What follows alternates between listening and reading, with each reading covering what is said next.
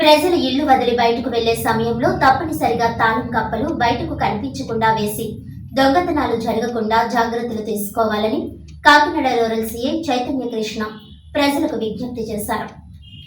Kakinada rural Indrapalem police స్టేషన్లో ఏర్పాటు చేసిన మీడియా సమావేశంలో సీఐ చైతన్య కృష్ణ మాట్లాడుతూ జిల్లా ఎస్పీ విక్రాంత్ పాటిల్ ఆదేశాల మేరకు దొంగతనాలు జరగకుండా పటిష్టమైన నిఘా పెట్టామని అన్నారు.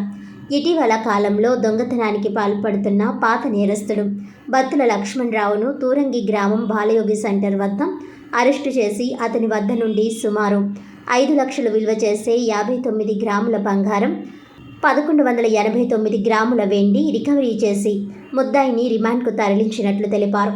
ఈ సమావేశంలో Indrapalem SI K Veerababu, crime పోలీసులు పాల్గొన్నారు. ఇంద్రపాలెం పోలీస్ స్టేషన్ పరిధిలో ఇటీవల డిహెచ్బిస్ ఏవైతే పగటిపూట నేరాలు ఇంటికి తాళం వేసుకొని పనుల మీద బయటికి వెళ్ళి వచ్చినా, ఉద్యోగాలకు వేసుకుని బయటికి వెళ్ళి వచ్చినా తాళం వేసున్న ఇంటిని ఐడెంటిఫై చేసి దొంగతనానికి గురైనాయి. వాటి మీద ఇంద్రపాలెం పోలీస్ స్టేషన్లో కేసులు కట్టి దర్యాప్తు చేయటమైంది. ఈ దర్యాప్తులో భాగంగా ఎవరైతే ఈ అఫెన్స్ చేశారో బత్తిన లక్ష్మణరావు అనే వ్యక్తిని నిన్న రోజున అరెస్ట్ చేసి కోర్టులో ప్రొడ్యూస్ చేయడం అయింది. ఇతను ఇప్పటికే సుమారు అనకాపల్లి, సబ్బవరం, కోటనందూరు ఏరియాలో పాత కేసులు కూడా ఉన్నాయి.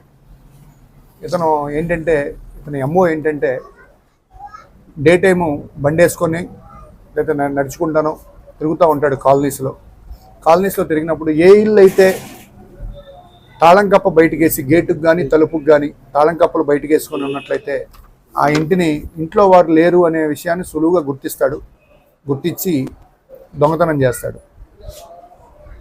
ఈ దొంగతనం చేసిన అతని దగ్గర నుంచి మేము సుమారు 60 గ్రాములు బంగారం వస్తువులు, అదేవిధంగా 1 కేజీ వెండి వరకు రికవరీ చేయడం జరిగింది. ఇతన్ని అరెస్ట్ చేసి కోర్టులో ప్రొడ్యూస్ చేస్తున్నాం.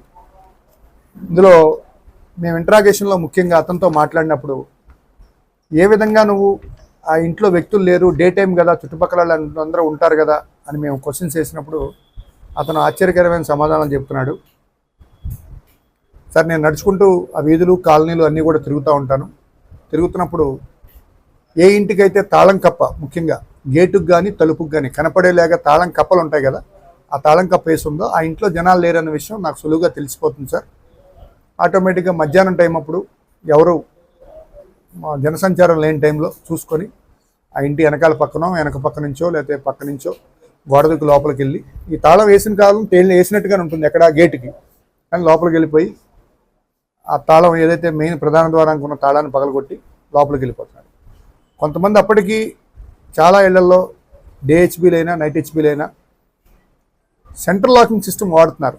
సెంట్రల్ లాకింగ్ సిస్టమ్ వాడినప్పటికి కూడా గేటుకు తాళం వేసి వెళ్తున్నారు. ఇప్పుడు మీరు గేటుకు తాళం వేయటం వల్ల దొంగతనం ఎక్కడ ఆగట్లా. మీరు తాళం వేయటమే పెద్ద ముప్పు మీకు. ఆ ముప్పు ద్వారానే ప్రతి దొంగలు కూడా మీరు ఇంట్లో లేని విషయాన్ని గమనిస్తున్నారు. ఈ పత్రికాముఖంగా ప్రెస్ వారికి, మీడియా ద్వారా మేము తెలియజేసుకునేది ఏంటంటే ప్రజలు ఎవరైనా కూడా కొద్దిగా అప్రమత్తంగా ఉండాలి. ఈ దొంగతనాల పట్ల మనం కూడా అవేర్నెస్ కలిగి ఉండాలి. ఎవరైతే ఇల్లు వదిలి బయటకు వెళ్ళేటప్పుడు ముఖ్యంగా గేట్లకు కానీ తలుపులకు కానీ బయటికి కనిపించేలాగా తాళం కప్పలు ఎవరైతే వేస్తారో ఆ ఇల్లు దోపిడీకి గురవడానికి ఆస్కారం ఉంది. కాబట్టి ప్రజలు ఫస్ట్ ఆ అలవాటును మానుకోవాలి. గేట్లకు ఇంత తాళాలు వేసి వెళ్ళిపోవటం వల్ల ఏంటంటే ఈజీగా దొంగలు ఐడెంటిఫై చేస్తారు. అట్లానే తలుపుకి వేస్తే అట్లీస్ట్ మీకు సెంట్రల్ లాకింగ్ సిస్టమ్ లేదు, అంత ఫెసిలిటీ లేదు, మీరు రెంటెడ్ హౌస్, కనీసం తలుపుకి వేసినట్లయితే ఆ తలుపు పైన కట్టినో ఏదైనా వేసినట్లయితే కనిపించదు. లేదు సైడ్ డోర్కి ఏదైనా వేసుకోవచ్చు. అదే ఇంటికి సైడ్ డోర్కి వేసుకొని వెళ్ళినా మీకు బయట నుంచి రెక్కీ చేసుకోవడానికి వాడికి కనపడదు అనమాట. దయచేసి పబ్లిక్ అందరూ గమనించాలి.